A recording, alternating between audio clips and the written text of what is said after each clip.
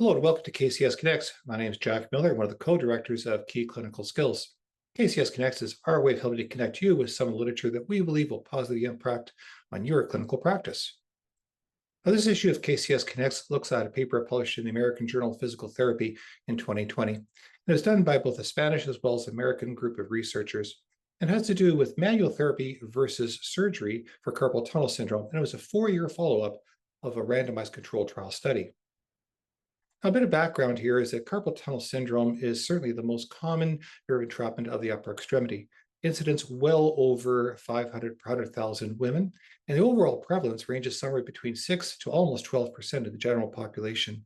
And its cost is quite significant, over $2 billion per year in the United States alone.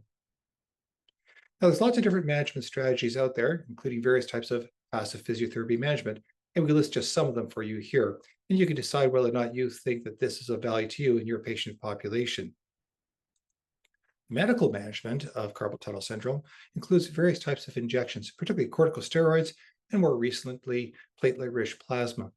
Now, the injection for corticosteroid include, first of all, failure to respond to appropriate conservative management, failure to respond to risk mobilization, physical therapy, oral medication, and this can be used as a diagnostic tool for those that may benefit from further investigation as well as management. Now, a randomized controlled trial study done in 2022 used over 111 patients, and they used ultrasound-guided corticosteroid injections into the carpal tunnel, and they did a 5-year follow-up.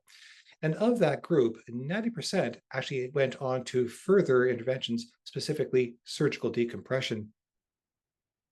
Nice little segue into surgical management.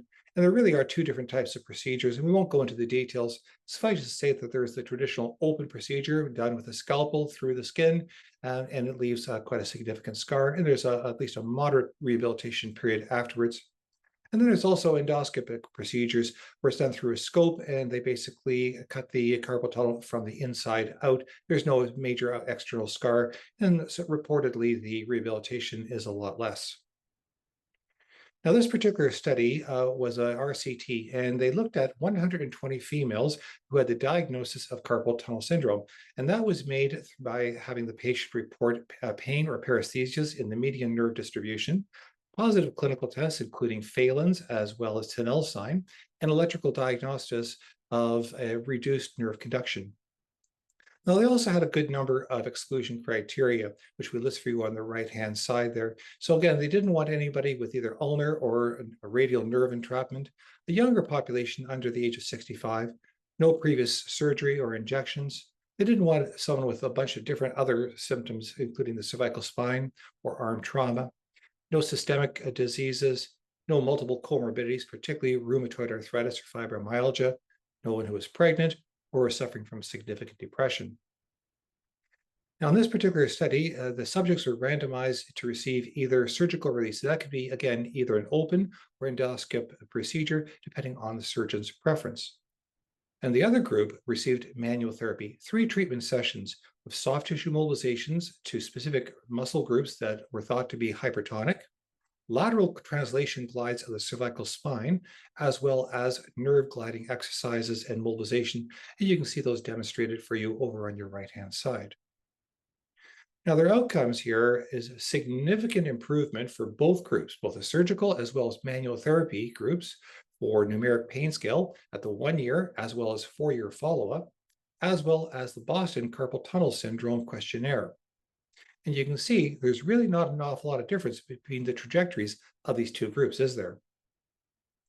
Now, the other thing that's interesting here is that follow-up at 4 years. The surgical group, of that group, 13% went on to repeat surgery, 4 before the 1-year follow-up and 4 between the 1 to 4-year follow-up. And the manual therapy, basically the same.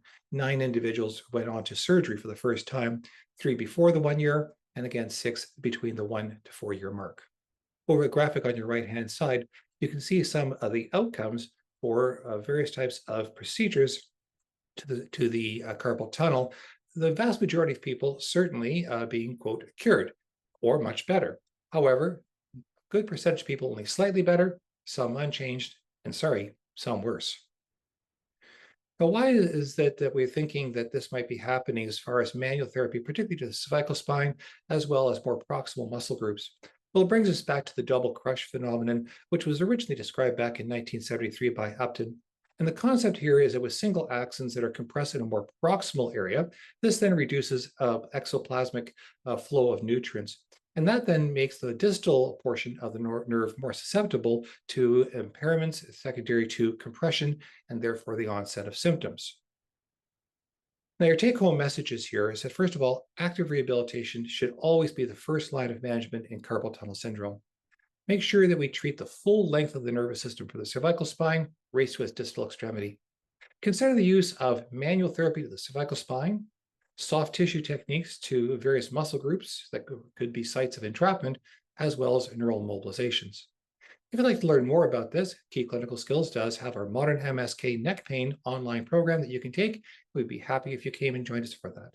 Hope it's helpful to you in your clinical practice to keep yourself and your patients moving.